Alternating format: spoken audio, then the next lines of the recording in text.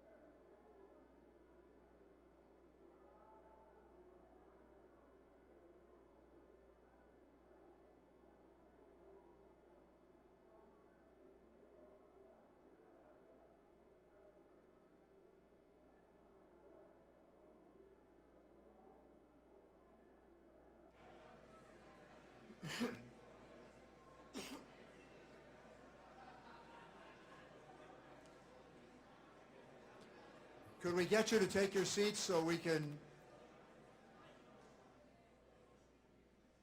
get this event underway?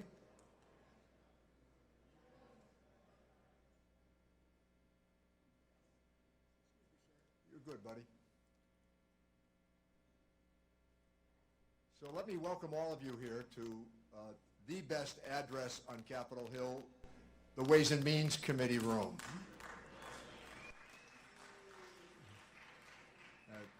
Always a reminder that Medicare and Social Security and Medicaid, they were all born in this room, and Wilbur Mills from Arkansas was the principal author of much of that legislation. He wasn't really into it, as you know, Mr. President, but when Lyndon Johnson got done with him, he was into it.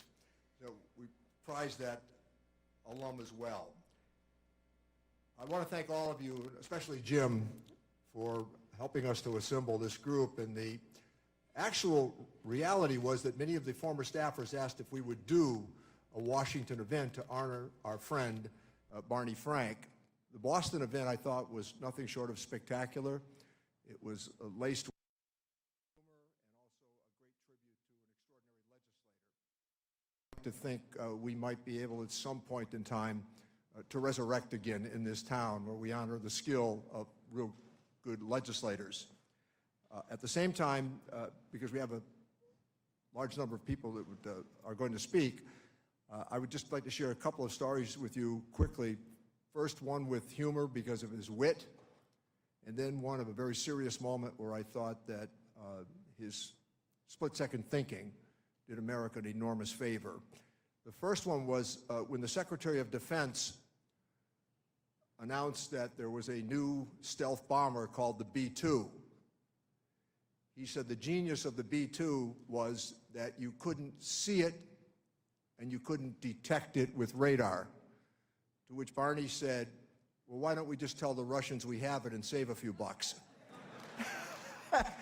And the second moment, I think, where I was standing next to him with Speaker Pelosi and Rahm Emanuel on the floor of the House when the first vote on TARP went down, and the stock market really tanked. And we knew at that moment that the economy was in danger of going over the side. And without missing a beat, Barney said, we have to announce right now that we are going to raise the FDIC guarantee to $250,000. He said, we can't do it right away, but we have to announce that we're going to do it to stem a bank run that will surely occur in the next couple of days if we don't do that. And he was right. The patience of the legislator, the fun that we had, and some moments where we didn't always agree. And as you know, in Boston, when they were asked, how many of you had a moment where Barney hollered at you, 500 people put up their hands. And then the other answer was, how many of you hollered back, and 500 people put up their hands. So it was part of that extraordinary legislative life that he led. And I want to single out just one person if I can, and that's Jim Siegel, whose loyalty to Barney Frank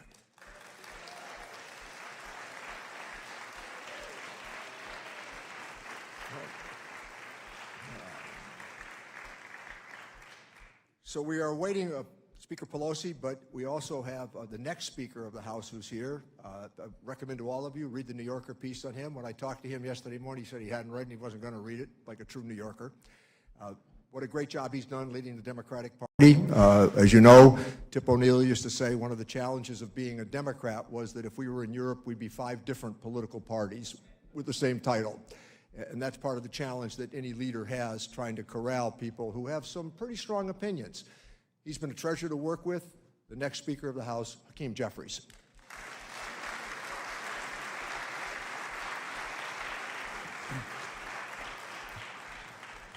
Good evening, everyone. To Richie Neal, the once and future chairman of the House Ways and Means Committee, I'm so thankful for his leadership, friendship, and partnership, and for his kind words of introduction. Of course, to Steny Hoyer, Speaker Emerita Pelosi, who is en route, Ranking Member McGovern.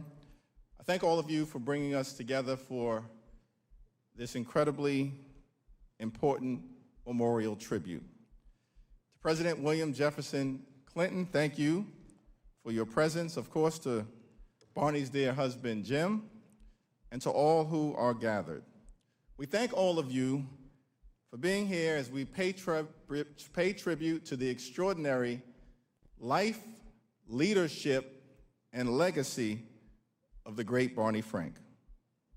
Though it's with an extremely heavy heart that I stand before you today at the loss that has been experienced, it's a high honor and a distinct privilege on behalf of the House Democratic Caucus to be able to briefly reflect on Barney Frank's iconic and heroic public service journey. Though I never had the privilege to serve in Congress with him, Barney Frank was one of the first people I met upon my arrival here at the Capitol in November of 2012 during new member orientation. What initially caught my attention was his famous campaign slogan, "Vote Democratic. We're not perfect, but they're nuts." Classic Barney Frank. We know that he was an unfiltered truth teller extraordinaire. As we gather here at this moment, I cannot help but reflect on the fact that as we celebrate Barney Frank's life and legacy, we do so shortly after Congress, with great leadership from Maxine Waters, passed a tremendous bipartisan legislative package to address the housing crisis, one of the late chairman's passion projects. In fact, at the beginning of his career, Barney Frank would note that he came to Congress to work on housing, particularly in support of low-income and working-class Americans. And he did great work in that area.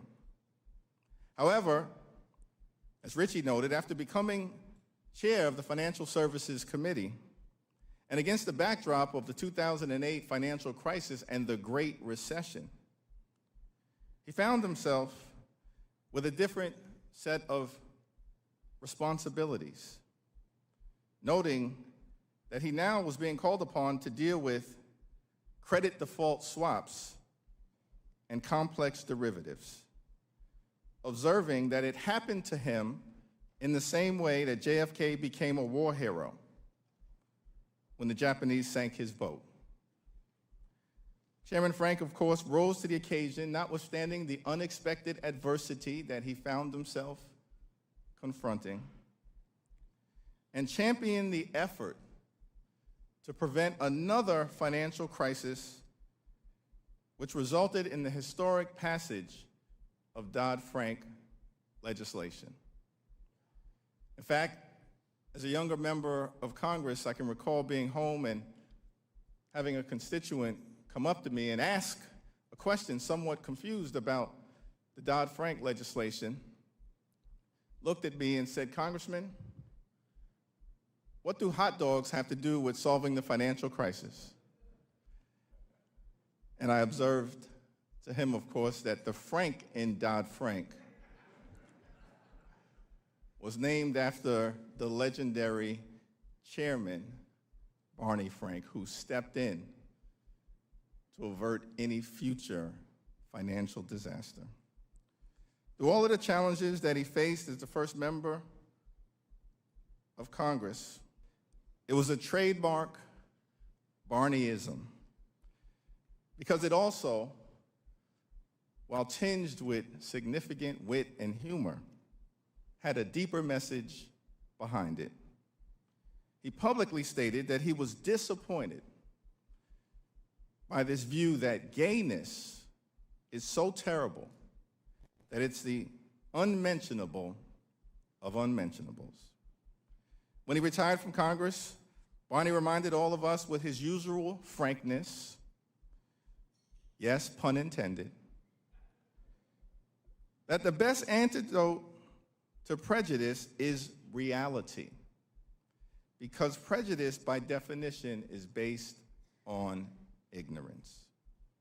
And at this moment, as we face extremists who want to turn back the clock on our country's progress, let us never forget the legacy of Chairman Frank, a legendary leader and legislator for the people he was privileged to serve in Massachusetts and for every single American across this great nation. The caucus, the Congress, the Commonwealth of Massachusetts, and the country are better off today because of the life, the leadership, and the legacy of the great Barney Frank. May his memory always be a blessing.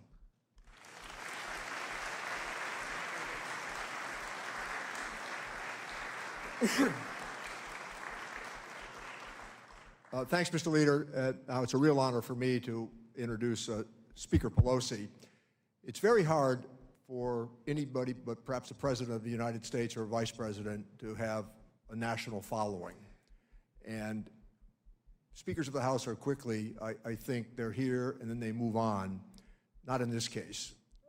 She guided us through some extraordinary moments, not the least of which was the Affordable Care Act.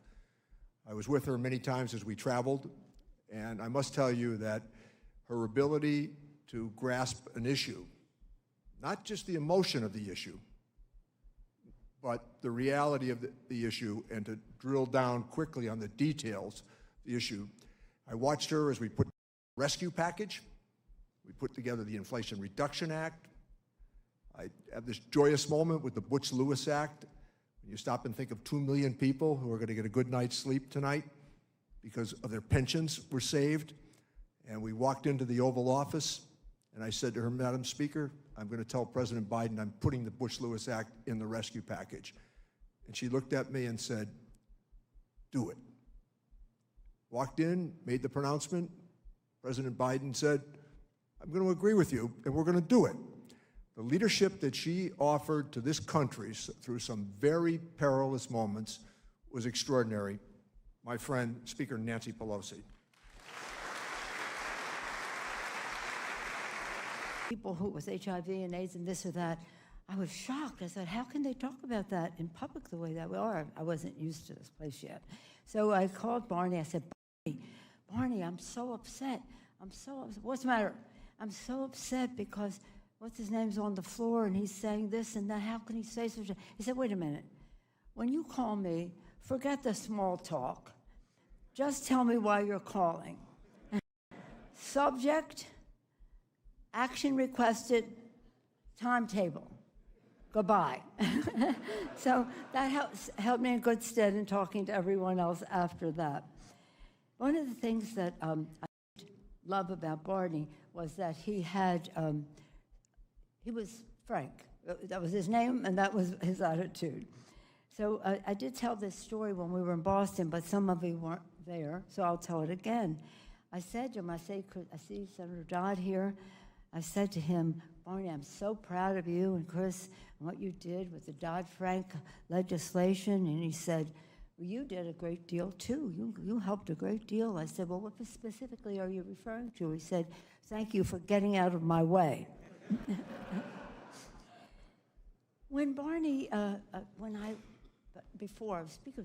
was ranking member on the Foreign Ops Subcommittee. This is a subcommittee that Dave Obey had served on for 16 years. He knew every semicolon, exclamation point in the bill. And now I was going to be taking, not his place, but play that role. Nobody could take his place. So I get all dressed up. I go, it was the first bill I managed. Can you imagine how thrilling that would be? So first I go to the floor and I see Barney. I said, Barney, today I am managing the bill on the floor for the first time. He said, too bad you wore that suit. It's caca, throw it away. So I do the bill, get everything achieved because the Republican, Sonny Callahan, was a doll. We just wrote the bill together. So everything was good. I finished. I looked at Dave Obey for some compliment, God forbid, and he says, well, you did okay, but you could have been more diplomatic. Now, anybody who knows Dave Obey knows that diplomatic isn't what he was. In fact, in this very room, he would say to the caucus, Mr. Leader, some of you don't like what I have to say, and you don't like me. Well, I don't like me either, so don't worry about it. But anyway, I said to my friends, our fellow colleagues, I said, this is really my day. Jimmy, I said, today I'm getting fashion advice from Barney Frank and diplomacy advice for Dave Obey. How could it be? How could it be? One of the stories that Barney liked me to tell was we were both fans of Father Drinan. As you know, Father Drinan preceded Jenny and Barney in the Congress. So when Father Drinan passed away, it was just a week into my speakership, so I was invited to speak. He said, tell the story, tell the story. So I let him tell the story. I said, Father Drinan was a priest for so many years and a member of Congress at the same time. His Holiness the Pope decided that he could no longer be a priest and a member of Congress. Father Drinan, a Jesuit priest forever, decided to leave the Congress. So Barney wanted me to tell them how happy the Pope was to find out that a gay man had taken the place of Father Drinan in the Congress. He was just so remarkable. By that way, the day that he did not compliment my outfit, I said, but Barney, look at your shoes. Your shoes are shiny. You finally shined your shoes. He said, I did not do. So you know, that all changed when Jimmy came along. He made him so happy and made us happy to see that happiness. Thank you, Jimmy. Our country was blessed with Barney's extraordinary intellect, his fearless conviction, his unmatched wit, sometimes, and his enduring commitment to justice. In this city, Barney Frank was not simply a member of Congress. Barney Frank, Mr. Chairman, was an institution. For decades, he stood in the center of the most consequential debates of our time with decisive clarity. He believed deeply that government could be a force for good, to expand opportunity, protect consumers, defend civil rights, and strengthen our democracy. Many Americans know Barney for his name in shaping the Dodd-Frank financial reforms and the 2008 crisis, but here in Congress, we know the full story. As chairman of the Financial Services Committee, he brought vigor, discipline, and a moral compass to policy, making a moment when the country needed all of these. And he did it in a way Barney always did, with precision, persistence, and absolutely no tolerance for nonsense. Again, it was a blessing for all of us to serve with him. I told a story in Boston, so if you heard it before, but it was one of his favorites, so I'll tell it again. We considered ourselves brother and sister, Maxine, a number of us who worked with Barney in the beginning on the Financial Services Committee, then it was called banking, but then later on. So one day he said to me, my sister, will you be interviewed by this magazine? They're doing an article on me. And I said, of course, of course. And so when the young man came to see me, he said, this is the kind of conversation I've had with Chairman Frank. I asked him, my editor wanted me to ask him if there was any poignant story that stuck with him, that he wondered about. Could he share that with us?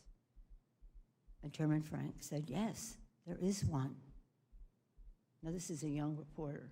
Barney says, "Good night, Mrs. Calabash, wherever you are." Well, what's that? Well, Jimmy Durante would say that at the end of every, some of you must remember that. Am I the oldest person in this room? Okay. So, night, Miss, Jim remembered, right? Miss Calabash, wherever you are. And it didn't mean anything to that young man. But he took it back to his editor. And the editor came back and he said, "That's a very interesting, poignant story. Good night from Jimmy Durante, whoever he may be. Good night, Mrs. Calabash, wherever you are."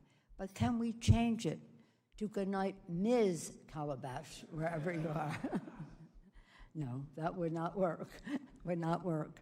But he and I had many laughs over the thought that Jimmy Durante would use such language.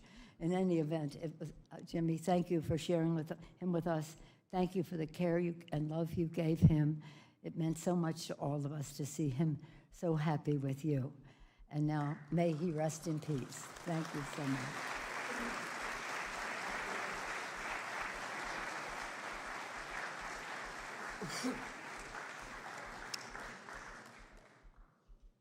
Every anecdote invites another example, and I was just thinking as I was sitting here that Barney knew how to count.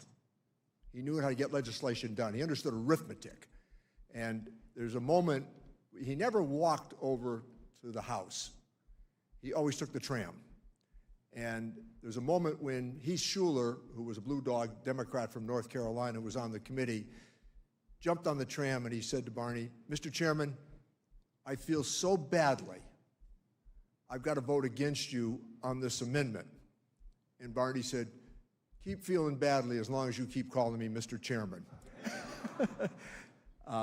This is a real honor for all of us, I think, that President Clinton asked if he could be here.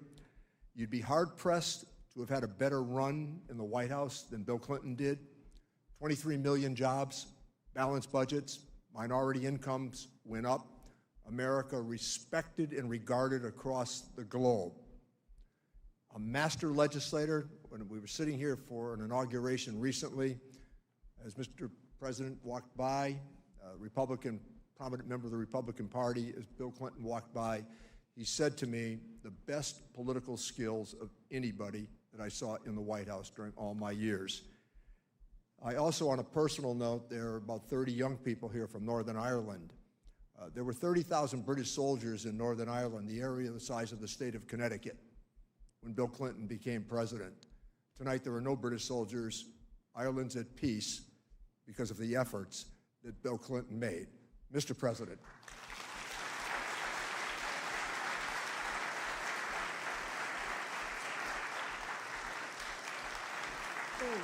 Thank you. Thank you. Thank you very much.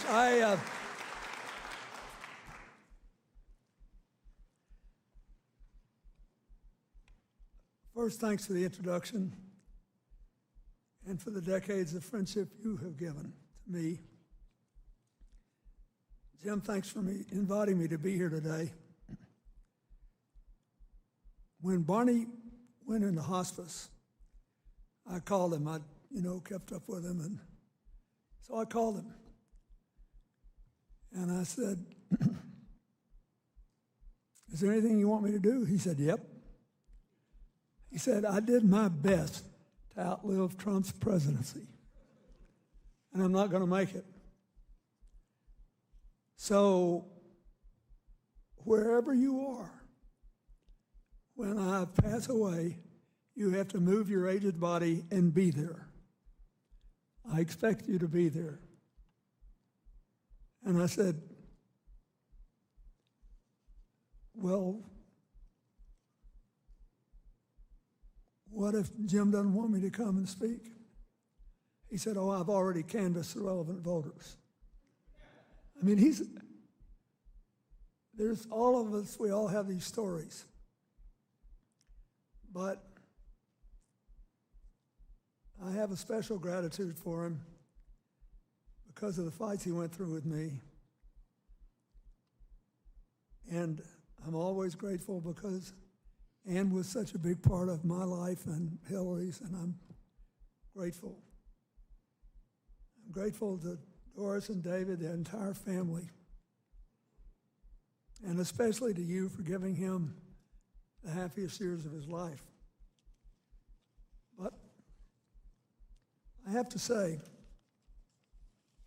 I was thinking that may be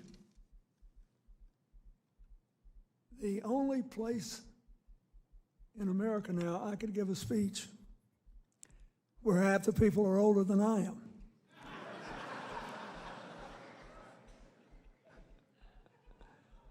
Including Stinny, who still looks like a magazine model.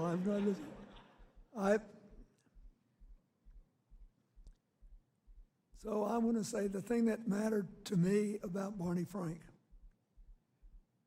is that he respected people's stories. He respected what they'd done. He respected people who disagreed with him if they were on the level. His main characteristic for a president in search of a friend was that he was always there and he was always on the level. If he thought I was wrong about something, he'd be the first to tell me. But he never said you're wrong without suggesting what I could do to make it better. He's the sort of person that proves democracy works best. And that's what we should remember. The last book he wrote, I'm sure it didn't please everyone who thought like he did. But he understood that the Constitution might have been subtitled, "Let's Make a Deal." But you can't make a deal without trust. You can't make a deal without people being on the level. You can't make a deal without showing up for work and knowing what you're talking about. It's very frustrating for me now as a citizen living in a little town in New York where I have a big immigrant population, a diverse non-immigrant population. We all get along, we all work together. We just opened 4 new restaurants in a town with 4,000 people. Every one of them belongs to a Kosovar Albanian because the United States saved Kosovo. Now, what's that got to do with this? Democracy only thrives if we live in the present and for the future, but we never forget where we came from and what lessons we learned along the way. I see so many of you out here who have done so many wonderful things. I've known Chris Dodd since he was, I don't know,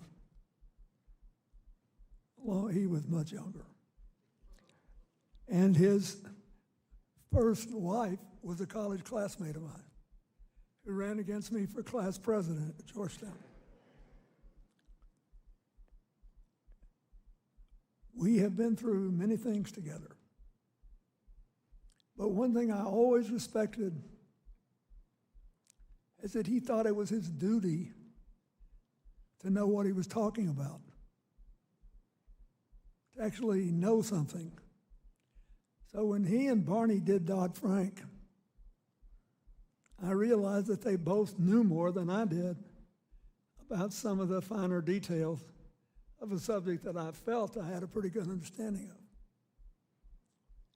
And I thought, if, these people are left to do their job, there's a pretty good chance we can avoid the wheel running off again completely, as it did in 2008.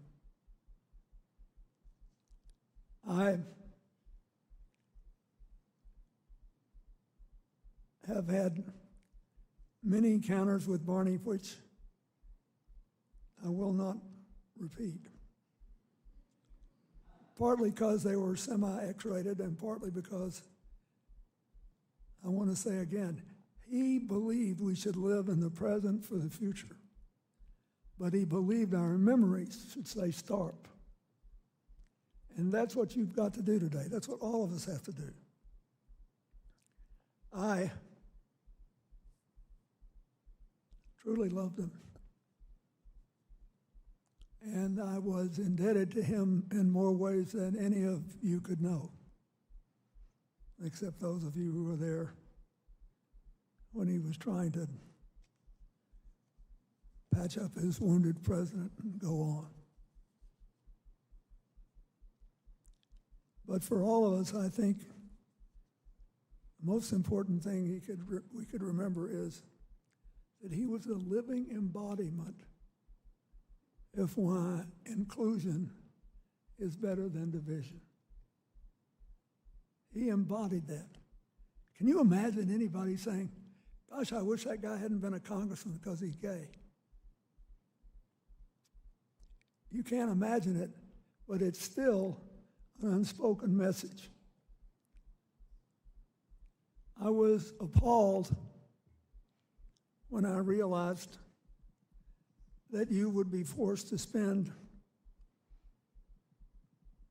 many of the years since 2016 in a culture war, where people think our differences are all that matter, and dominance is more important than progress. No one doubted that we had the finest military in the world when President Trump took office. But they began talking about DEI as if it were some sort of quota program instead of a requirement to cast the widest net for the most talented people. And I think enormous damage has been done. Somewhere wearing a uniform, there's a gay person just as smart as Barney Frank. A person brave enough to talk to his commanding officer if he thinks that they're on the wrong path. Do we really want to tell that person he's not welcome?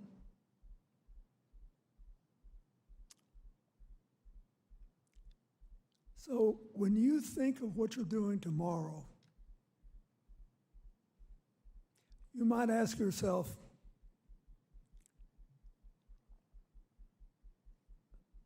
as we approach our 250th years,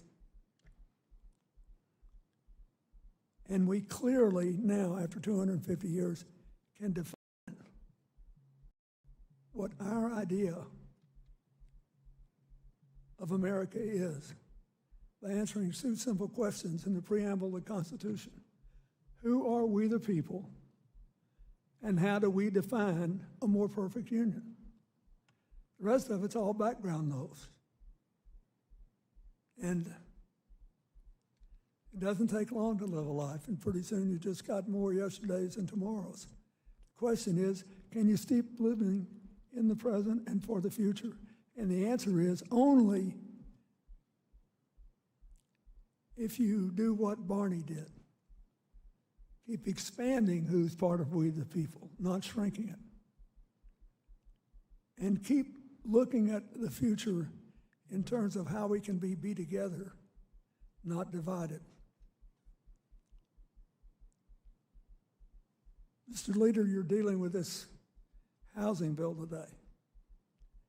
It's clearly a potential victory for the Republicans. They can't say, well, we weren't a totally do-nothing Congress. We passed this bill and President Trump signed it. And some of them have decided it's far better to do nothing and keep trying to seize control of the election apparatus itself, to restrict who can vote and make it harder to win a fair fight. That's all anti-Barney Frank. So I hope you'll be a little bird on your shoulder, chirping in your ear. Keep up the fight. Don't give up. But never close your hand to a good deal. Life is imperfect. We have to go forward. But not at the expense of our freedom. God, I loved him, and I'm grateful.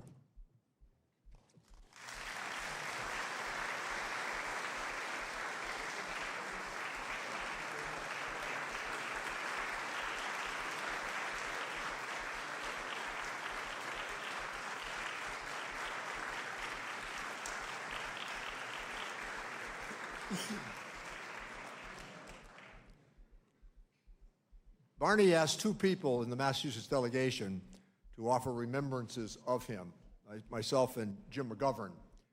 And the one thing that Jim and I agreed upon after Jim Siegel had contacted us was that there were a lot of stories about what Barney said to us that we could never tell anybody.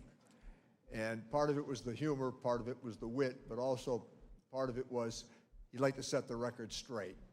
And Jim McGovern is, I hope, certainly to be the chairman of the Rules Committee again, neighboring in Worcester, Massachusetts, a great friend to Massachusetts and a great friend to Barney Frank, Jim McGovern.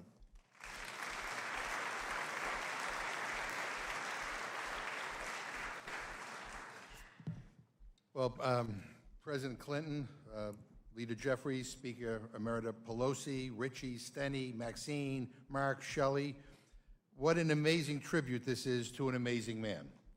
And what an honor it is to follow President Clinton, a president I actually agree with. Boy, do we miss you. And to Jim and the rest of Barney's family, Ann and David and everybody else who's here, to his friends and to his staff, Lisa and I know the past few weeks have not been easy. But I also know that you feel the love and the admiration of everyone in this room and so many others around the country who love Barney. Barney believed in fighting for what's right. And Barney believed that government is about making life better for people. Barney believed that power is not the ability to say no, it's the ability to say yes. And above all, Barney had no patience for people who lied, cheated, or bullied their way to the top by tearing down others. His conscience would not let him stay silent when others used fear and hate and cruelty as a ladder. Some of you may not know this, but when I first got elected to Congress, Barney and I shared the city of Fall River. And shortly after I had just been sworn in, we did a public event together at a place called the Venus de Milo in Swansea, Massachusetts. And anyway, Barney got up and gave this speech, and he was brilliant, he was funny, and he made all kinds of great points. I got up and I gave my speech, and I was really not that good, kind of so-so. And then it came time for questions. And this lady got up with anger in her face after I spoke. I think she was a member of the Tea Party, and started, screaming at me and telling me how awful I was and how terrible I was and how disgusted she was that I was in Congress, and she couldn't believe it. And then she said, all you politicians are lousy anyway. And she said, answer that. And I was like, oh, God, so I was about to get up to answer the question, and then Barney got up in front of me and said, put his arm in front of me and said, I'll take this one. And he got up and he said to the lady, he said, you constituents don't like us politicians? Guess what? Some of you constituents aren't any bargain either. And he sat down. I was like, oh, I can't believe you just said that. And he goes, now it's your turn. And I just got up and said, I have nothing to add. And I sat down. I also remember another story from when Barney was doing the town hall in his own district. This was during the whole debate on the Affordable Care Act. And this Lyndon LaRouche got up. You all remember Lyndon LaRouche, out of his mind. And this woman had a picture of President Obama defaced to look like Hitler and compared the effort on health care to Nazi Germany. And she went on and on and on, and with all these conspiracy theories and all this kind of crazy rhetoric. And she asked Barney to answer the question. And he said, let me begin by saying, on what planet do you spend most of your time? And then he said, ma'am, trying to have a conversation with you would be like trying to argue with the dining room table. I have no interest in it. But Barney wasn't afraid of tough debates. But he also didn't let people get away with lying or spreading conspiracies. He wanted to have smart policy discussions. He had no time for BS. His comebacks would cut right to the heart of the issue, and he had no patience for bullies or bigots. And his mannerisms, oh, his mannerisms. He was one of the best sources on Capitol Hill. Reporters loved him. They were intimidated, to be sure, but boy, did he give a great quote. Right after he died, a former Boston Globe reporter told me he was her favorite person to talk to. She said every time she called him, he would just answer the phone, Frank. And, you know, she told me that she called him one day after he'd retired, and Barney picked up the phone and shouted, "I can't talk to you right now. I'm on an artificial beach in Dubai." Click. I mean, I don't even know if he asked who it was before he hung up. But that was why we love Barney. He was busy, he was unbothered, and boy, did he let you know it. And there was nobody Republicans feared debating on the floor more than Barney. He had the best comebacks. He was a vocal critic of attempts to take away women's rights, and was a defender of abortion rights. And he had a great phrase he used to say, Republicans think that life begins at conception and ends at birth. What an amazing line. And I still use it on the floor. And I sometimes credit him, too, for it. But one time in the lead up to Dodd-Frank, I was on the floor when he was arguing in favor of tougher financial rules. And a Republican, Jerry Lewis, the congressman, not the comedian, interrupted him. "Would the gentleman slow down? I'm having trouble keeping up." And without missing a beat, Barney goes, "I will not slow down. The gentleman is going to have to speed up." And then he said, "I can send the gentleman a transcript in large font to his office if he needs help." Even the Republicans laughed. But the punchline wasn't the point to Barney, not when something bigger was at stake. The financial sector had melted down. People had lost jobs and homes. Families were struggling. And the government ought to do something to fix it. And he made sure that we did. Barney was funny and he was fierce. He didn't do vague or fake. He didn't offer phony platitudes. And he reserved his sharpest words for the people who deserved it the most. For the bullies and the bigots, for the people who picked on the little guy, and the politicians who used their power to punch down. His passion had a purpose, and that is the Barney I want to remember today. The Barney who cared deeply about the children, the elderly, the sick, the vulnerable, the forgotten. The Barney who always stood for something, even when he was the only one standing. You know, long before he ever got elected to Congress, Barney went down to segregated Mississippi in 1964 to register voters during the Freedom Summer. And you know why he did it? He told us one night. It was because he was the same age as Emmett Till. And he said he just couldn't justify not being there.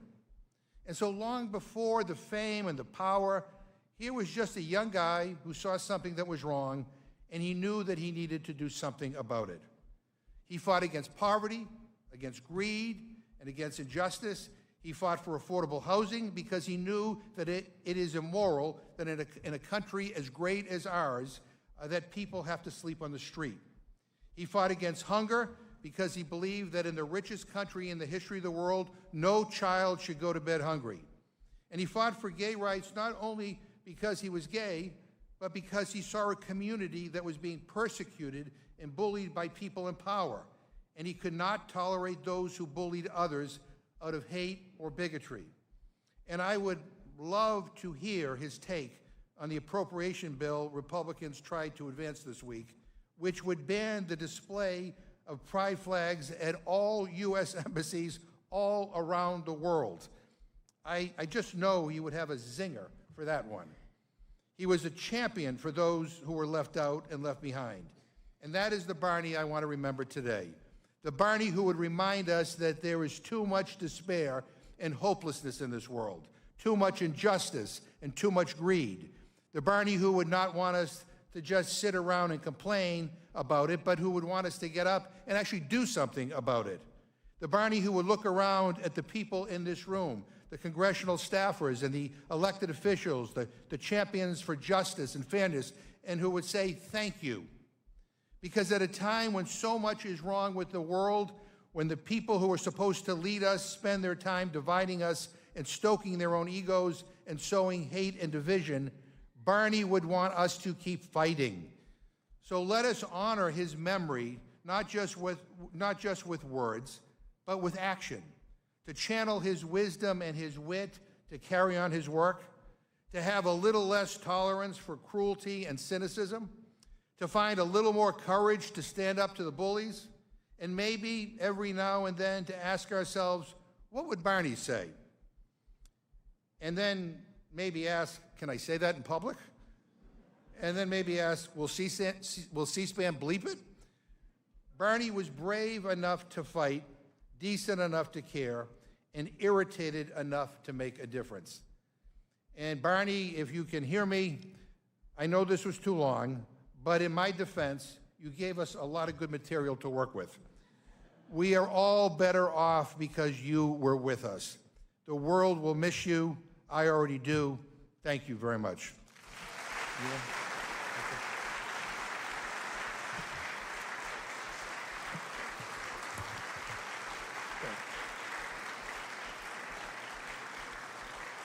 And now it is my honor to introduce the former majority leader, someone who served with Barney for many years, an incredible legislator, and just an all-around decent guy, Steny Hoyer.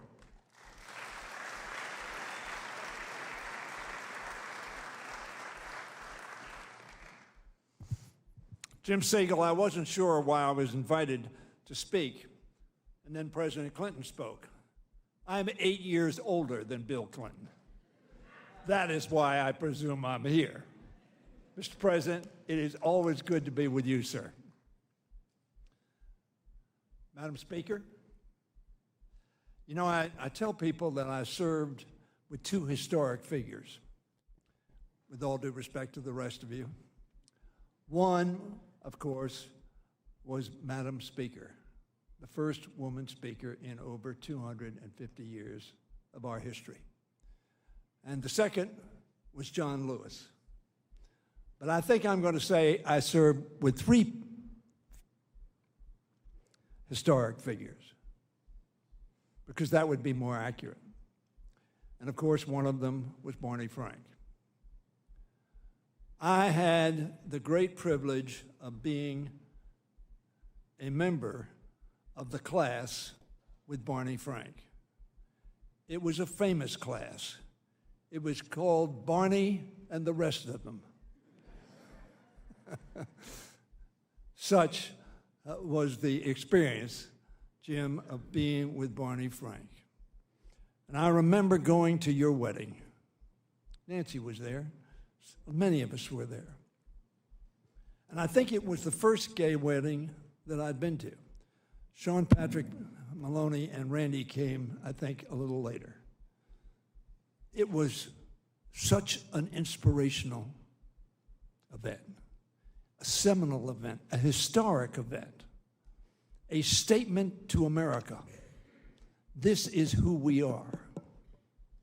This is what we are. And we are proud. And you made such a difference in Barney Frank's life. There were times when even Barney Frank was not always confident, not always up, until he met Jim. And you changed his attitude. You didn't change him, but you made a difference in his life. And Jim, we're all glad to be here with you, and we thank you for what you did for our friend Barney.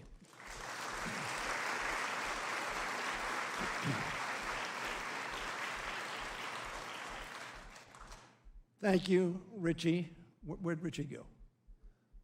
Oh, there he is. I thought you were here. You're moving around. I thought you had left. You've heard me speak before. Thank you for organizing this memorial, this tribute, this celebration, if you will. Barney Frank was more than a colleague. And we delighted in listening to his wisdom, heard a lot about his wit, but he was wise counsel, wise advice, and his humanity. He was our friend. He was our friend whom we greatly admired. And as we all know, the difference is that a friend never hesitates to tell you what he believes you need to hear, especially if you don't want to hear it. Barney, as we all know and has been said, had a gift for doing just that. At first hearing, you might think Barney was not the name of a serious man. You'd be very wrong. And while he may not have been taken himself, or you or us, very seriously, he took his work and his responsibility as a member of Congress, as an American, as a citizen, and very seriously. A trait you may have missed in your fits of laughter in hearing him speak and trying not to offend anyone. That was not Barney's approach. But what he said was always grounded in truth that has been said so many times. It's redundant because it is so accurate and descriptive of Barney Frank. Barney was passionate about the issues, about making policy, not simply making points. He believed that democracy depended on citizens treating one another as adults, working with one another and compromising to make life better, if not perfect. And sometimes that meant tough talk.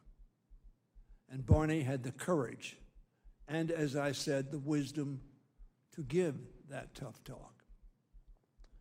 Barney was so effective as a legislator because he cared less about appearance and more about achievement. When we were working together on advancing Dodd-Frank, Barney was chairman of the Financial Services Committee and was majority leader. I got to see all of him, the best of him, the brilliance in him, the passion in him, the attention to detail, and a concern throughout for how it would affect Americans across our economy. And as I say that, I look at Chris Dodd, because I thought you were going to, I'm not sure who told the joke about the Dodd-Frank bill. Somebody said to Barney, why don't we call it the Frank Dodd bill? And his response was, because Dodd would change his name to Frank. I don't know that that's certainly accurate. I sense it's not. Passion for fairness, attention to intricate details of the bill, and a concern throughout for how it would affect Americans in their homes, on the street corner, in the grocery store, anywhere they might be. He wanted them to be treated with respect and feel dignity of person. Shining through that bill, shaped by Chris and Barney, shining through that bill, he shaped and touched and reminders of his reputation for intellectual depth and fidelity to truth. Barney, of course, would be appalled to see us here talking about him like this. Even more than that, however, I think he would have been appalled to hear the extended nature of our talk. So in deference to our friend, to my friend, somebody who I loved and somebody who I went through the dark times with in his Great Depression, and he showed the courage to rise above it, to be faithful to the Constitution. We are all created equal. It says that that is self-evident. I tell people it may be self-evident, but it is not self-executing. And Barney understood that to his core. So in deference, I will close. Barney's greatest advantage was perhaps his preparedness, his attention to the devil's details.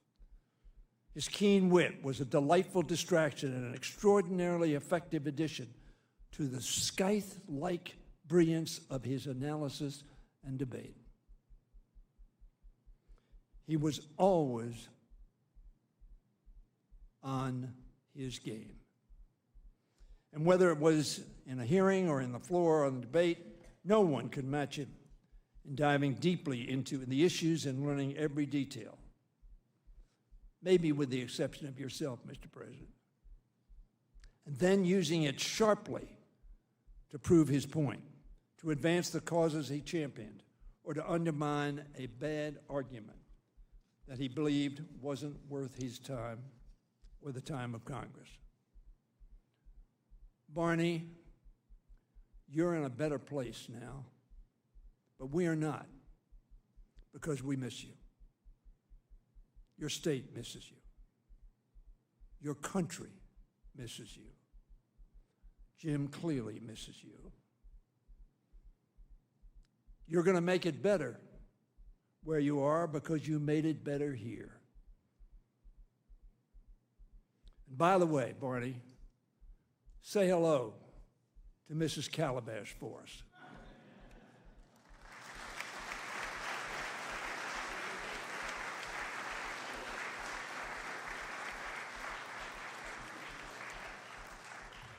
So our next speaker needs no introduction. I'll just say this, that other than Barney Frank, she's the person the Republicans fear debating the most.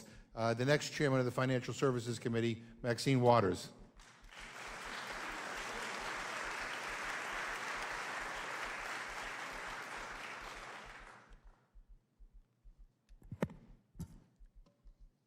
First, I'd like to thank the Honorable Richard Neal, Speaker Emerita Nancy Pelosi, the Honorable Steny Hoyer, and the Honorable James P. McGovern for hosting this memorial service here in the Congress of the United States of America.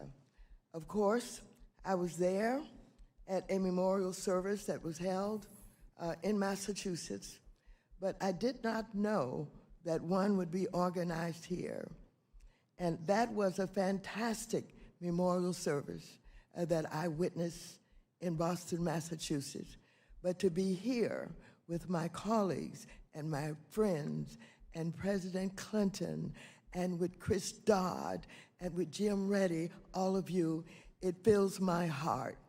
And it makes me feel so good that I knew and worked with one of the most wonderful human beings I've ever met in my entire life. Thank you for allowing me to be a part of this wonderful service. I want to share my deep sorrow at the passing of my good friend and my mentor, Barney. His leadership on the House Financial Services Committee guided this chamber and indeed our nation through one of the most devastating financial crises in American history. His leadership, his legislative accomplishments, his quick wit, and our friendship weighed heavily on my mind, as I know it does for all of you. I want to tell you that I talked to Barney Frank once, and I said, how did you get so smart? How did you learn so much about all of these issues that we deal with on financial services, all of the agencies? And he said, you know, I spend most of my time reading. I spend most of my time concentrated on all of these agencies that you're referring to. And of course, I thought to myself, can I ever do what he just told me he does? Spend all of his time reading about the Fed, the Treasury, the SEC, the OCC, the FDIC, the Ex-Im Bank, the World Bank. Can I put in this kind of time that he is telling me he puts in order to know, understand, and to be able to lead in the way that he does? And so I took a lesson from him, and I've done everything that I could do because I know when I was placed on that committee, it was a punishment. It was not something that I was appointed to because I knew so much about financial services. And Steny Hoyer does not know that I remember he was one of the ones who punished me and put me on that committee because he said to me, what did you do when you were in the legislature? And I told him all of the things that I had done. None of them had to do with financial services, but what he didn't really explain to me, as he should have, there had been some problems on this old committee, and that people were fleeing that committee, Mr. President, and that they needed to find some people to stick on that committee just to fill the seats. I was one of them. I was one of them. So, Steny Hoyer, I didn't forget about what you did to me. Well, let me just go on to say that Barney Frank was a transformational force in Congress. He was a brilliant legislator and one of the most fearless champions for working people and underserved communities I have ever met. And throughout his time in Congress and after, he never lost sight of who he was fighting for. He fought for everyday families. He fought for the communities he proudly represented in Massachusetts. And for decades, he was a furious champion for the LGBTQ community, especially at a time when many of them could not speak out openly in their own defense. I want to tell you, Barney was my friend. We laughed together, but we cried together because he took many hits, and I was with him, feeling the pain that he was experiencing about some of the things that was being said and the way that he has been treated. His constituents, however, knew Barney Frank was not only a powerful voice in Washington, but as a public servant and a good, decent person who never, ever stopped fighting to improve their lives. As chairman of the House Financial Services Committee, Barney helped lead our country through one of the most devastating financial crises in modern history. He played a central role in delivering historic reforms to hold Wall Street accountable and to protect consumers from abuse and exploitation through the landmark legislation that bears his name, Dodd-Frank, the Dodd-Frank Act. Thank you, Barney. And I want to thank you for not only allowing me to participate in the way that I did. I was on the conference committee. He would give me assignments. He didn't ask me, what do you know about the World Bank? He would just give me an assignment, and I'd had to find out everything that I needed to know about the World Bank. And this went on and on and on until I became so familiar, I would think about him in my sleep and what I had to do in order to make sure that he understood that I was dedicated to the work that he was assigning me to. In committee, Barney was also a staunch advocate for creation of more affordable housing. He created the National Affordable Housing Trust Fund, and he always prioritized steps to protect renters and home buyers throughout the financial crisis. His leadership shaped our financial system and helped restore faith that government could stand up for the people, not just the powerful.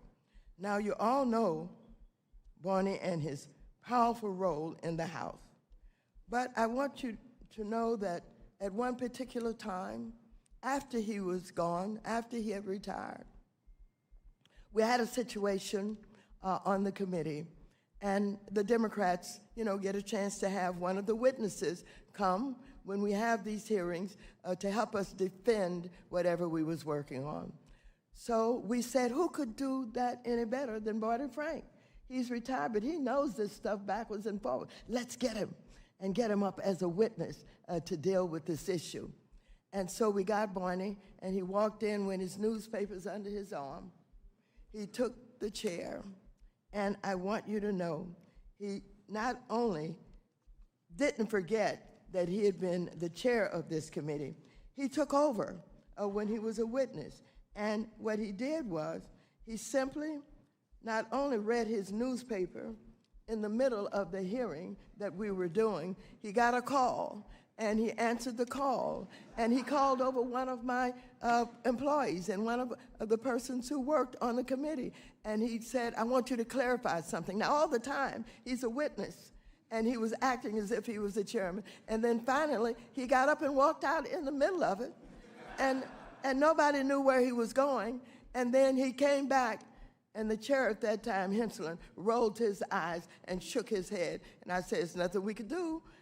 That was Barney Frank, and that's the way he was. He did what the hell he wanted to do.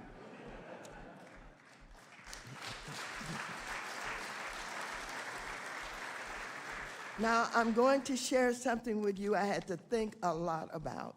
Of course, I've been thinking about him a lot during the work that we were doing to get the big housing bill that you're hearing so much about. And I want you to know that I thought about first when we were on a Codell, and we were talking so much about housing way back then and what needed to be done in this country. We had a great meeting with some of the champions, I think in France somewhere, I don't know where we were, and we worked very hard. And so Barney Frank said that evening, okay, we had a great day, but I'm going to relax. He said, I'm going to go to a gay bar. I said, can I go? He says, yes, you can go, but not with me. And so Barney and I had these wonderful, wonderful moments all the time. And I remembered him and thought about him so much as we were working on this bill. We were negotiating with my staff, working day and night for over a year and a half. And so we were expecting to get the bill signed because we had all the support that we needed on the House and in the Senate. Chris, we had all the Senate, and Elizabeth Warren and everybody had bugged us to death, and we were working so hard. And we just expected that everything that we were hearing about what was happening on the floor and what was even happening at the White House, that it was no problem, everything was done, taken care of. And then we learned on the day of the signing that that person had canceled the signing of the bill. And so I was disappointed, and some of us were very disappointed, but we had a good press conference that had been arranged. Elizabeth Warren had been involved and happened to call this big press conference together. We all had a chance to speak, and it was a load of us from the Senate side and from the House side. We said everything that we could say about why this bill should be signed. And finally, I said, just sign the damn bill. And guess what? Everybody started saying it, and guess what? We said it over and over again, and not only did we say it over and over again, that was really in the spirit of Barney Frank.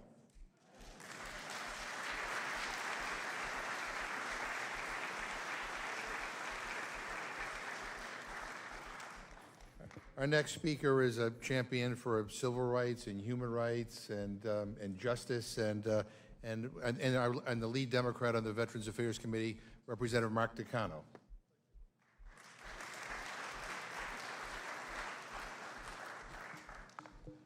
Well, I better get through this very quickly so the room doesn't leave. Well, listen, I first met Barney Frank in 1982 when I was a senior at Harvard.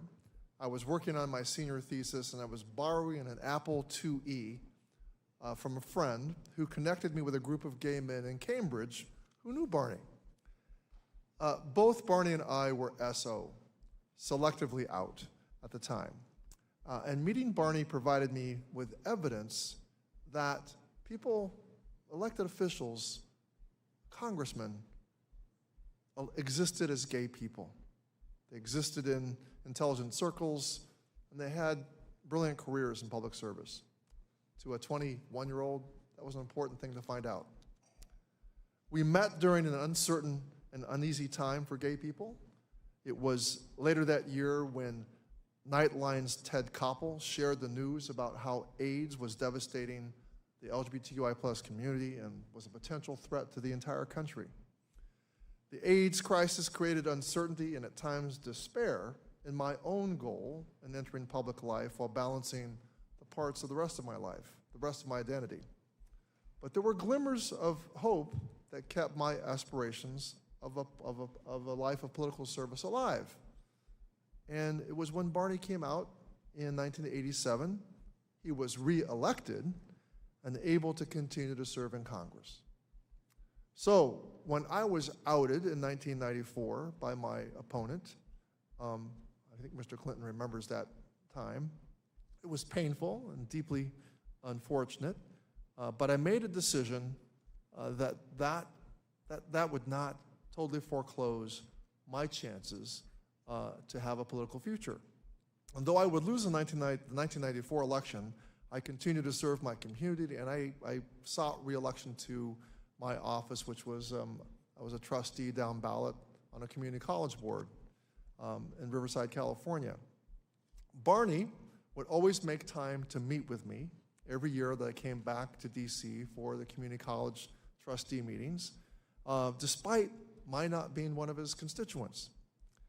Now, Barney's legacy touches every part of our fight for LGBTQI plus equality, from his work advocating for HIV/AIDS research to helping pass major pro-equality legislation like the Don't Ask, Don't Tell Repeal Act and the Hate Crimes Prevention Act into law.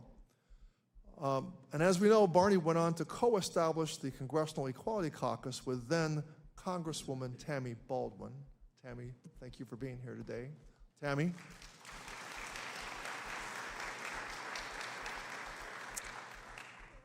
They did it in 2008 when there were just two of them. And I'm honored to continue Barney's legacy as the current chair of the Congressional Equality Caucus in this Congress that now includes more than 190 members of Congress and 11 openly LGBTQI plus co-chairs in addition to myself. So as a tip of the hat to Barney and to the many people who are here today, we are now living in the gayest Congress in history.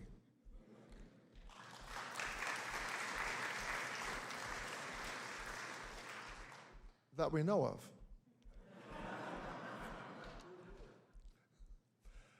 Now, Barney's impact on my life went far beyond representation during an uncertain time for LGBTQI plus people. His commitment to civil rights touched the lives of my family in a deeply personal way. Barney was integral to the passage of the Japanese American Redress Bill, H.R. 442, later known as the Civil Liberties Act of 1988. And I was very touched by the fact that David, Barney's brother, mentioned this particular work during the memorial service in Boston earlier this month. Now, this legislation provided a formal apology to citizens like my mother and father who were unjustly incarcerated during World War II and compensated them $20,000 each for the violation of their civil liberties. Barney was able to recognize the injustice that Japanese Americans experienced, and unknown to him, he set in motion a series of events which led the Japanese American Citizens League to endorse same-sex unions in 1994. The final vote was 50 to 38 among the Japanese American Citizens League's National Council, and its passage is credited in part to Representative Norm Mineta invoking Barney Frank's work for Japanese Americans redress and how there was a debt of obligation to call out the injustices that LGBTQI plus people were facing. So his good deed back in 1987 set the stage for 1994 when the Japanese American Citizens League was in a convention in Utah, and there was this debate among the delegates, should they support same-sex unions? And Norm Mineta reminded the delegates in that debate, we owe Barney a debt. Barney's good work in recognizing the dignity and civil rights of others furthered the fight for what he cared about, LGBTQI plus rights. And Jim, it reminds me of the young Barney Frank who identified with Emmett Till. Social justice burned deep within him. So I carry Barney's legacy with me, both as a Japanese American and as an out member of Congress. His impact will be felt long, as long as there are other LGBTQ people who aspire for public office, and he did the hard work of being the first.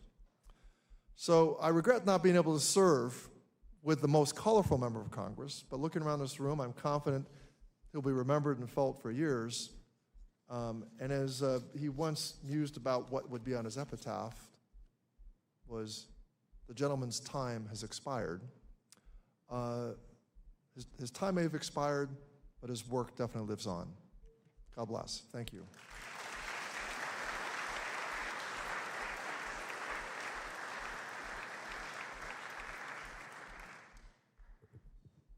So Barney and Jim have a lot of friends who serve in the Congress, and as many of you know, they lived in Maine, and one of their dearest friends is our colleague from Maine, who is just a wonderful member of Congress, who champions all the right issues, and again is one of the most decent people that we have serving here. Please welcome Shelley Pingree.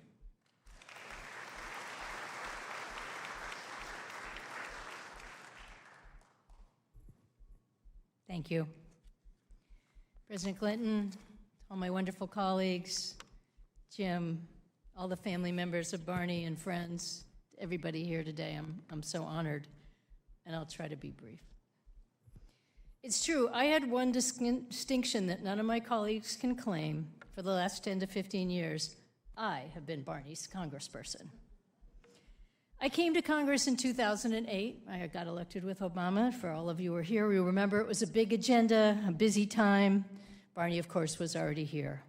I was a freshman member, and I had so much to learn.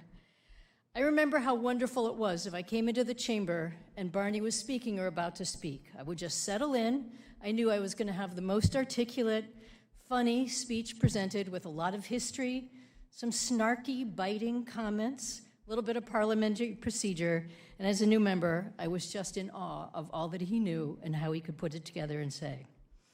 I also had the incredibly good fortune of becoming friends with Barney and Jim.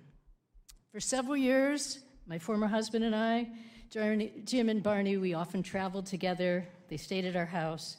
We spent several holidays together, and I really treasured that time and those adventures. That was when I got to hear Barney's endless stories, learned so much about history, and learned so much advice from Barney, who would just casually tell me how he prepared for a speech, or what he did to organize his office. The best part was when you traveled with Barney, when he arrived at my house, he would always have this sort of shaggy-looking duffel bag full to the brim with newspapers. That man could read, and he had to have a lot of newspapers wherever he was. When he retired after 2013, he started spending much and maybe all of his time at Jim's place in Ogunquit. If you've ever been there, you know it's a pretty modest house, barely off of Main Street in Ogunquit, a small Maine town, on a hill. The address is 25 Ho-Hum Lane. One of the last times I had dinner with Barney, we conveniently ate at a Thai restaurant down the hill. That meant Jim could push him down the hill, but also then push him back up when we were done eating. But I like to say when Barney retired, that's when our professional relationship started. My staff became Barney's staff. And I really was Barney's staff too, very willingly. So let me tell you a couple of those stories. I think my favorite story happened in 2014. He was actually staying at my DC house at the time, and he said to me in the morning, I need to write a letter to the editor at the New York Times, but of course he didn't have a computer or typewriter or the means to send the letter. He wanted to know if my staff could help. I wasn't in the office when he came in, but my new staff assistant, who'd just been there a little bit of time, was at the front desk, and he came with a hastily handwritten, well, not hastily, but maybe almost illegible handwritten letter, and asked Evan to put it into the computer for him, which she did. He sat there while she typed it and made sure that she got every word right. And then he said, you need to send this to Hank Paulson to correct some things, make sure we're on the same page, and then get it to the New York Times. Well, of course, she was brand new, did everything right, of course, but when time came that the corrections came back from Hank Paulson, Barney was nowhere to be found, so she had to decide on her own. She became my deputy chief of staff, so I know she learned well from that and so many other things. He'd often call me for a random fact. He once called and said, the $16 billion that was going to the farmers, what fund did that come out of? Of course, I happen to know. Once he needed a book, not that long ago, from the Library of Congress, so he thought we could get it for him, of course. The book was actually a thick pamphlet written by Lenin in 1901 called What's to Be Done. He needed some information about organizing the workers and a variety of other things. Well, we got the book and we got thinking about it.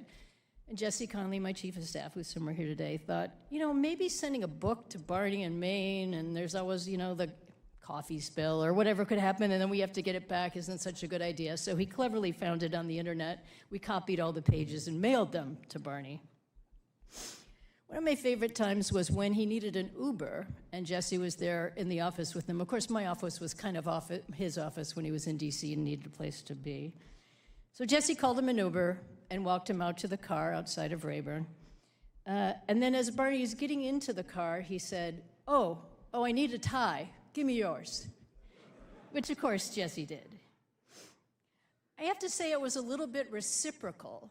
Barney also became constituent service staff for me because he lived in my district. And so we frequently got a call from Barney, often with the person next to him saying, hey, Shelley, I got a guy with an immigration issue. Can we talk it through right now? Or I know a guy who needs some things done with FEMA or something with the pension system. So Barney kind of worked for me some of the time, too. But that's who Barney was. He was a congressman until the end. He was a scholar, continually writing his books. He was a change agent. He worried so much about the future of all of us and our party. And he worried about the people around him, his friends and neighbors in Ogunquit and everywhere else in Maine. Jim, you've taken such wonderful care of him, and I get to witness firsthand the wonderful times we've had together and the great relationship that you had. Jim let me know a little while ago when Barney went into hospice, and so a couple of weeks before he died, I wanted to come and visit him and arrange with Jim to come down and see him in Ogunquit. Of course, the governor asked if she could come along because everybody wanted to be in his presence.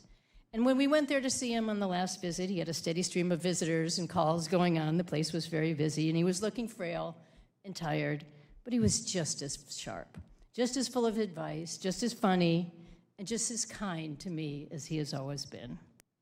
I'm so lucky to have known Barney, to have learned so much from him, to have been able to call him a colleague, and able to call Jim and Barney such good friends.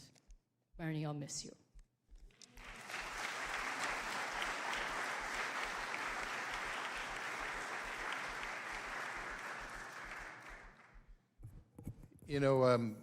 Everybody wanted to work for Barney, and he assembled the best staff anywhere on the Hill, both in his personal office and his committee office. And so I'm now proud to introduce Gene Roslanowick, who's going to say a few words on behalf of his staff. Thank you.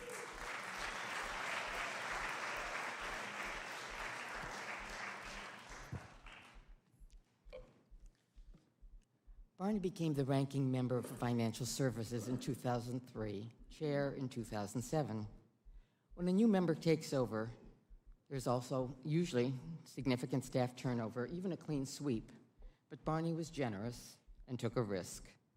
The existing staff wanted to stay, and he let us. Every member has his or her preferred style of working.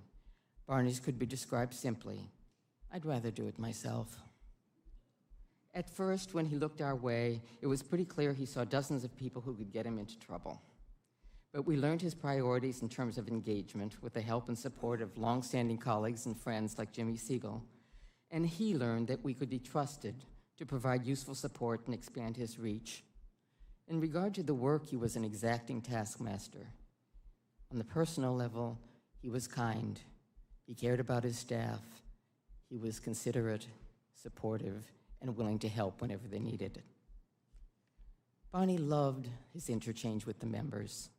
He made it clear he did, and his colleagues in general, He made it very clear he did not either need or want staff to arbiter or bridge between him and his members. He preferred to deal principle to principle whenever he could. He had a deep affection and respect for his colleagues, worked to offer them support and protection, and never asked more than they could reasonably give. He missed those less frenzied times when members spent more time together, but he built his own community of purpose. As many in this room know, Barney's chief virtue was not patience, and he could be just a tad peremptory. But it was understandable and perhaps even a bit useful. When the newly elected member, overwhelmed by the incoming, asked his advice, he suggested, develop a reputation for being irascible, and they'll leave you alone. The pressures on him were enormous. He had a brilliant mind and a big heart, was an expert on House rules, a masterful debater, a brilliant strategist, an incomparable wit, a dependable vote counter and vote getter. And he was always the one to find hope, no matter how dark the times. He had so much to offer and such willingness to give, but he wanted and needed to husband his resources and save time and energy as best he could for the people and issues that he truly cared about: civil rights, equity, justice, affordable housing, and so many others. He was constantly trying to advance the ball on this full range of issues, taking any chance for a step forward when he might have preferred a leap.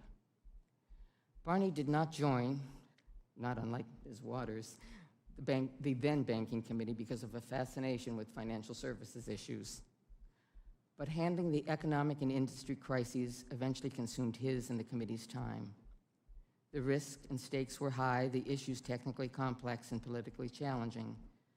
Getting it right took a grueling effort, and Barney totally dedicated his time and talent to the task. The result was legislation securing and reinvigorating the economy and the landmark Dodd-Frank legislation that created a tough new regime of financial services regulation and consumer protection and has stood the test of time. Barney had invaluable partners in these efforts: Speaker Pelosi, Majority Leader Hoyer, Chairman Dodd, Chairman Barney, Secretary Geithner, his committee and caucus members, but I think all would acknowledge they couldn't have done it without him. Barney was so proud to be a public servant and valued that choice by others. Staff in this institution are largely the invisible infrastructure. Yet Barney never missed a public opportunity to highlight staff efforts and praise our work, saying what a bargain the American people had in those who gave up their more lucrative opportunities to serve. After Barney retired in 2013, we all gathered for an annual holiday party. As the years went by, the event continued to draw dozens of ex-staffers, and Barney came down from Maine every year, except for one snowbound December day. He continued to come as his mobility was compromised, stairs became obstacles, travel itself became more challenging. He came last December in a wheelchair on oxygen. Asked how he was doing, he quipped, "Whenever I get down, I remind myself that most people my age are dead." A pause, and then a knowing and accepting look in his eye when he said, "I'm not sure Jim will let me come next year." In the last weeks before he died, Barney kept working, doing multiple interviews, leading, influencing, trying to shape the road ahead, and taking satisfaction in the fact that because of his circumstances, more people would hear what he had to say. He seemed at peace, grateful for the happy and fulfilling private and professional life he once doubted could be his, and might not have been but for his courage. It was always about the work, about others, about losing himself in something greater than himself. He was a consistent beacon of light in difficult times and always saw reason to hope. Barney, on behalf of the committee staff and myself, it was an honor. Thank you.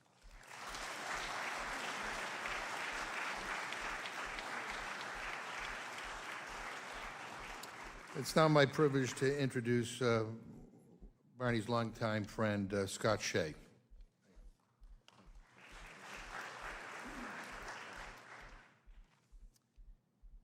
I'm here to talk about Barney's post-congressional life. While I was acquainted with Barney during his time as a congressman, I really got to know him after he joined the board of Signature Bank in 2015. He was already a living legend, and he knew it. Barney used that fact to spread his kindness and caring even further. On late afternoons after board meetings, he would often sit in a glass conference room, making himself available and visible, working. And he was open to people, knocking on the door gingerly and seeking him out. People would leave the impromptu meetings with him beaming.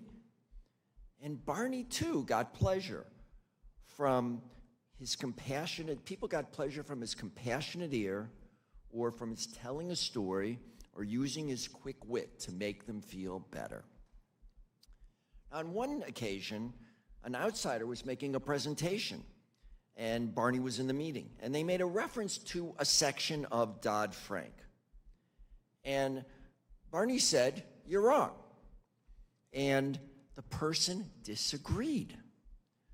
So Barney replied by telling him how he had discussed this particular provision with Chris Dodd and how they had gotten Secretary Paulson on the line and discussed it. And he said, looked at him and he said, "Young man, where did you get your interpretation from?" And he had a way of putting people in their place. Barney got the big picture, but paid attention to the details. Barney heard in another presentation that the Community Reinvestment Act staff had a regularly scheduled meeting with some tenant advocates. So Barney invited himself to the meeting, actively participated, and made sure that every action item was followed up. While Barney spent, and you've heard about, most of his life in public service, he actually had a keen business acumen. I saw it many times, but I'm just going to tell one little story. So after his congressional retirement, he gave speeches. I guess that's what people do after they retire from Congress. And he commanded a pretty handsome fee as the past chair of the House Financial Services Committee. Then Jeb Hensarling stepped down as chair, and Barney noticed that his fees were going down. So he called Hensarling, and he pitched him on the idea. He said, "Why don't we do joint speeches together? People will love it." Hensarling agreed, and Barney got paid the same higher fee as Hensarling for those speeches. So Barney would fly on the afternoons before the board meetings into New York. And so I became his New York date for those nights. And that's how I really got to know him well. We saw plays and musicals, including, of course, Hamilton and New York Theater workshops, What the Constitution Means to Me. And I really wish he had written reviews on these plays because he had some thoughts. Some printable, some not. And we also had dinners because he didn't like to stay in his hotel room at this point in his life. He wanted to go out or do something. And so, but every time he would show me a photo of Jim doing some activity. I remember one in particular, he showed you surfing. And he was so proud, you filled him, his eyes twinkled when he talked about you. And you were really his life mate. And he made that really clear. It was just joy to him. So thank you, Jim, for all you did to make Barney's life so much better and for so many around him. Thank you.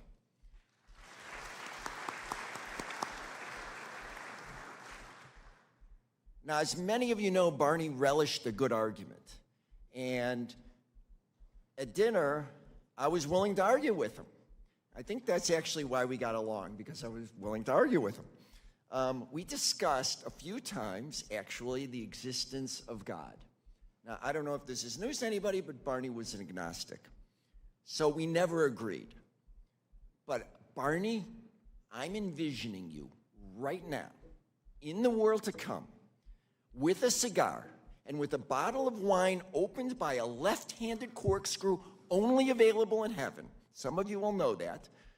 Sitting with some of the people you told me stories about, like Tip O'Neill and Kevin White and Gary Studds and Sonny Bono, and they are many not printable and not repeatable, but feeling all the love from this room coming at you. And Barney, I love you.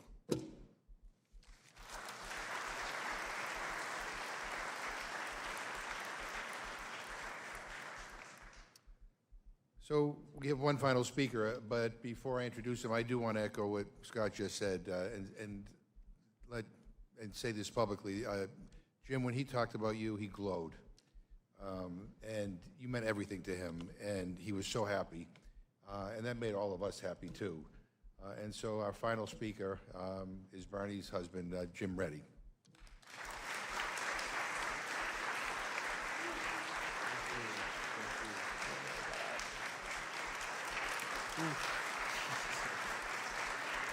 Oh, my God.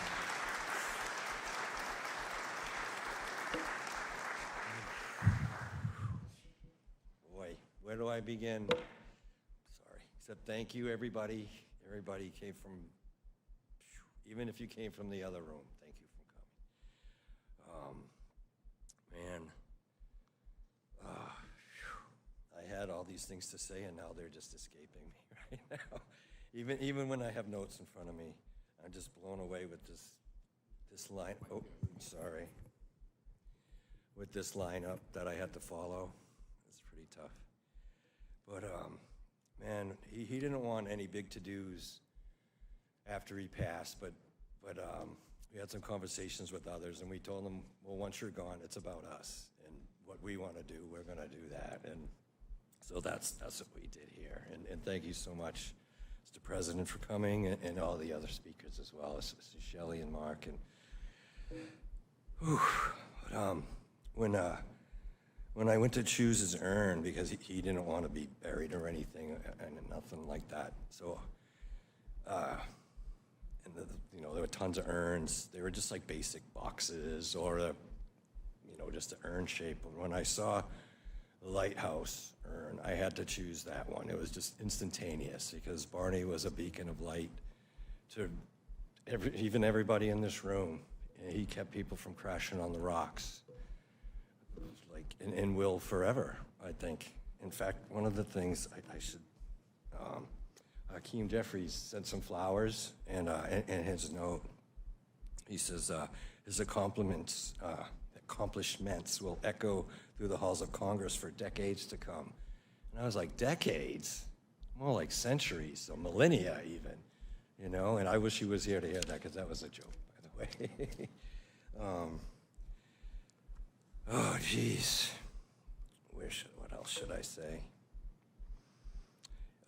Once, and the respect he got. Like, everybody kind of covered almost everything, but he was respected from everybody because he fought for everybody's rights, not just his own kind. And that's, I think, huge, and I think a lot of people can learn from that, to just, stick up and fight for everybody, and you'll get mad respect for that.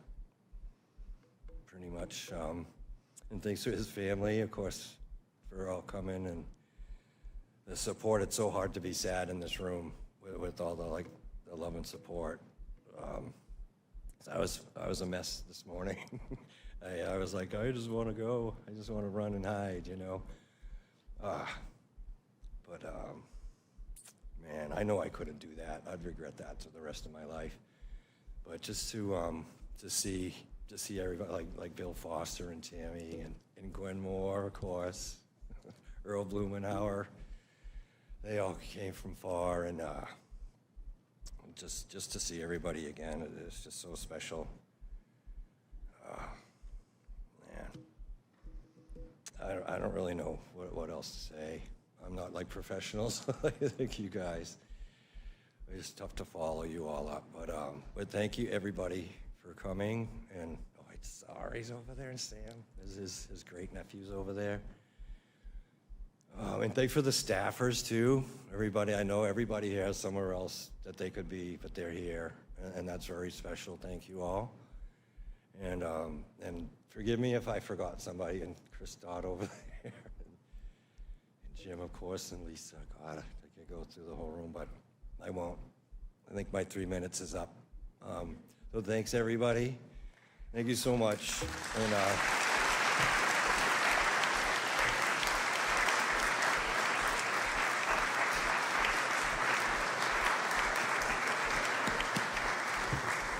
So everybody should stay. There's some drinks and some food in the back, and mingle, and let's tell Barney stories. Thank you all for coming.